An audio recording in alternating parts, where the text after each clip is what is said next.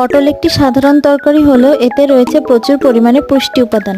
পটলে রয়েছে vitamin A, vitamin B two, vitamin B one, C, potassium, magnesium, ক্যালসিয়ামের মতো উপাদান যা ইমিউনিটি বৃদ্ধিতে সাহায্য করে।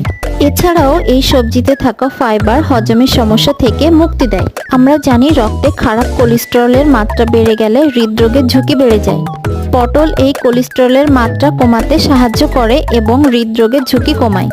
দিন দিন যাদের ওজন বেড়ে যাচ্ছে তাদের খাদ্য তালিকায় পটল রাখলে তাদের ওজন কমার সম্ভাবনা রয়েছে। পটল রান্নার সময় এর বীজ কোনোভাবেই ফেলা যাবে না, কারণ পটলের বীজ রক্তের শর্করা নিয়ন্ত্রণে সাহায্য করে।